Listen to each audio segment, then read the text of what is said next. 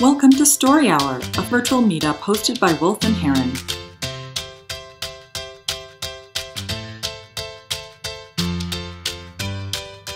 Oh, my heart sank. My shoulders slumped as I hung up the phone, and I let out this really big, resigned sigh. Even though I was alone in my apartment, I could feel my body was in a full body pout. People are poopy.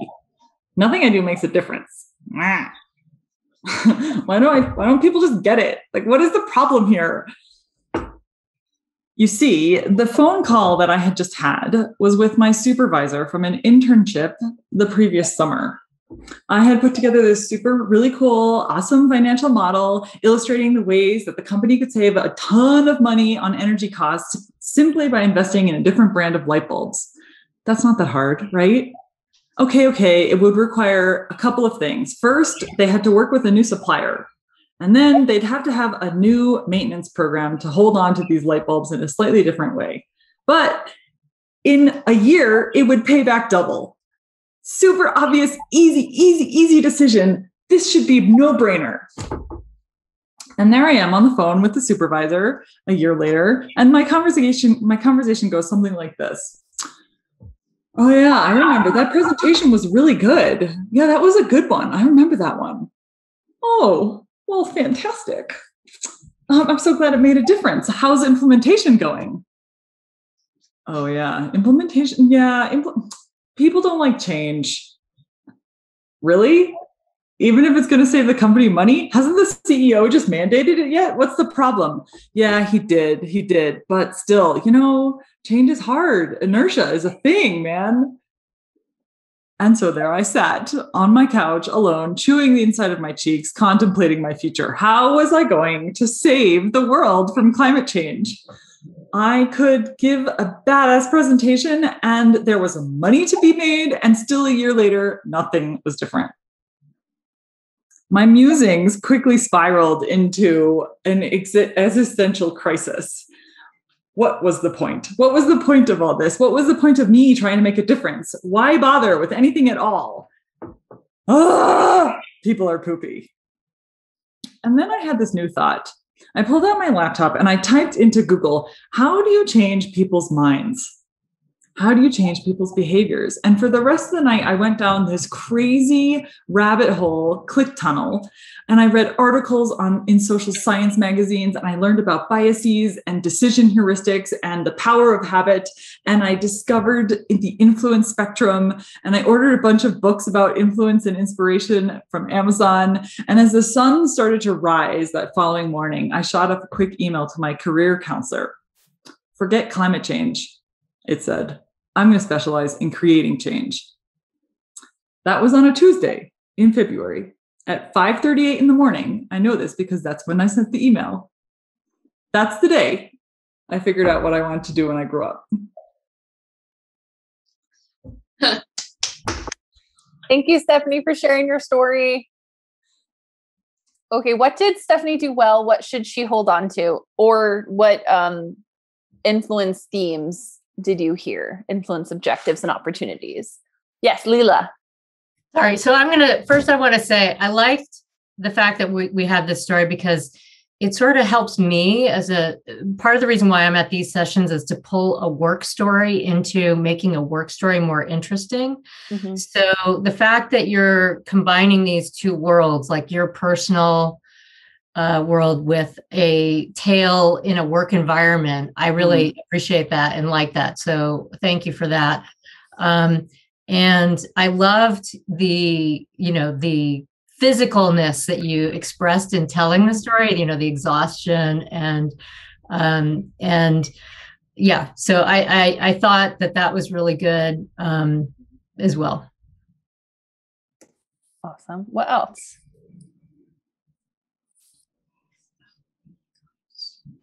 So I have spent about 16 years trying to convince people to do energy upgrades on their homes. And it goes a little bit of basically like what you just said. Give them a lot of information and they go, thanks. And 1 out of 10, you might hear back from, hey, let's get something done.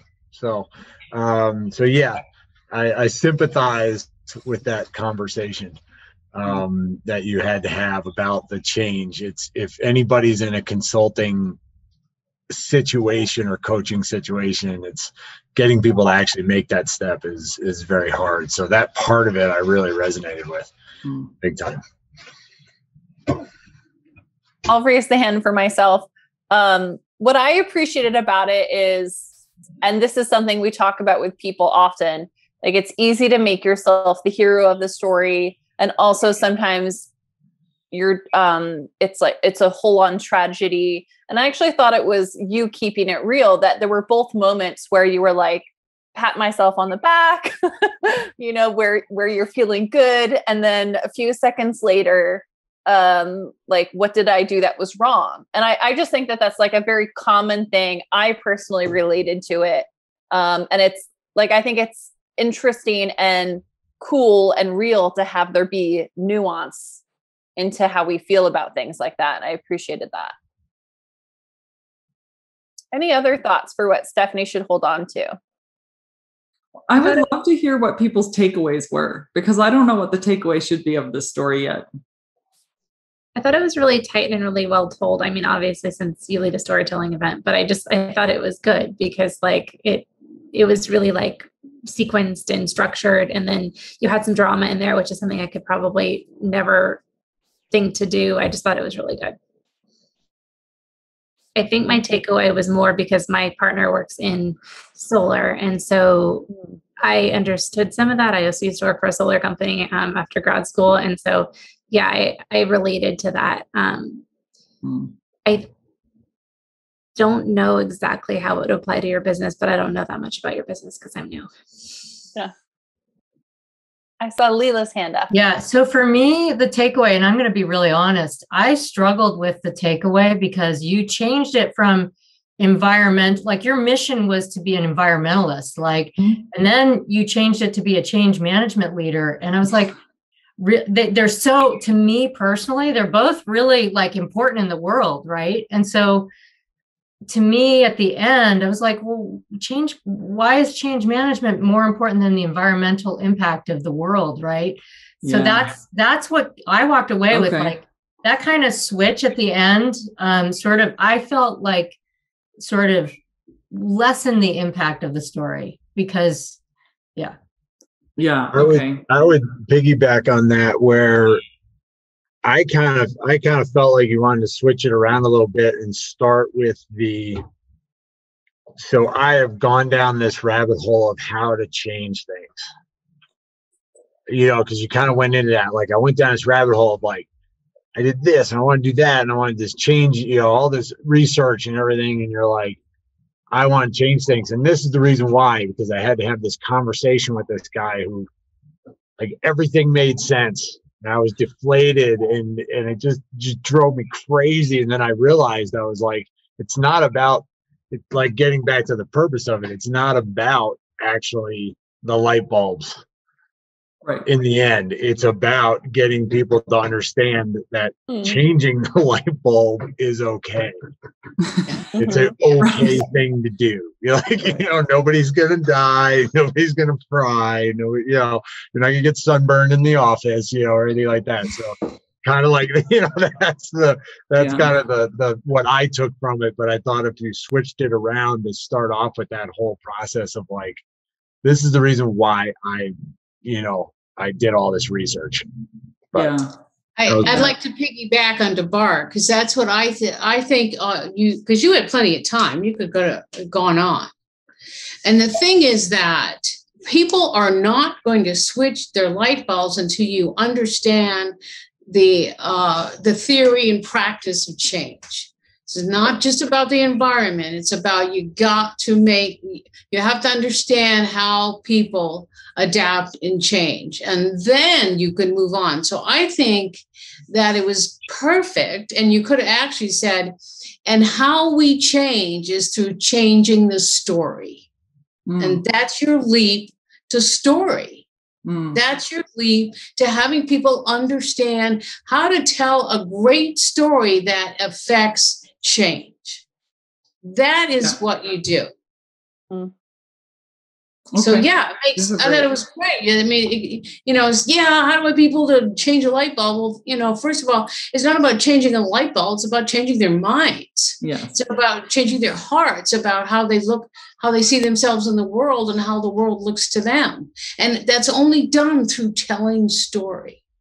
And I would take exactly Mary's words and pull them into your story. What she just said, you should add at the end. And like after you've done all this research, you realized it was not about just changing their minds. It was about changing their hearts. And, listen to what Mary just said and put that in there, because that was perfect, I thought. That if you had kind of connected it that way, I think it would have been more powerful as a takeaway for me. Yeah.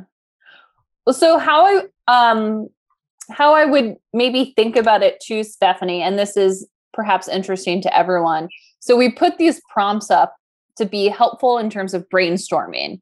Like, where can I find stories in my experiences? Because sometimes people say to us, I don't have any stories. And meanwhile, everyone has thousands of stories, even if you don't realize it. So we're meant to inspire you to think of interesting moments in your life or meaningful moments at work, and then write it out or work it out, share it with somebody, and you can step away from the prompt at that point, right? Like, I think your last sentence was something along the lines of, that's how I figured out what I want to be when I grow up. But you didn't need to, we don't need to know what the prompt is. The prompt is just meant to help you think and then listen to your own experience. What is the meaningful piece of that for you? It's not really about figuring out what you want to be when you grow up. It is something to do with your feelings about change and behavior and moving people. That's the interesting stuff, not the figure out when, for you in this moment. Not that it was 5:38 in the morning on a Tuesday. Right. Who cares? Yeah. Okay. Yeah, This is a counterpoint, though. For me personally, I kind of like that ending sentence because it sort of closed the book for me on the story. It was it did sort of help me connect to the purpose of the story. And it did, it was something that Stephanie and I always think about when we're sharing stories is, how do you have a really clear, beginning sentence and a very clear period at the end of your sentence? So you don't need to say thank you. And I think some of that was Stephanie making sure she had a period and a clear ending on her story, which is tough to do and also worth a lot of experimenting. Thank you, Stephanie, for sharing your story. And thank you, everyone, for your feedback. Thanks for being a guinea pig audience. Yeah. Maybe I'll come back with it in a couple of weeks. Visit wolfandheron.com to find out more about our story hours.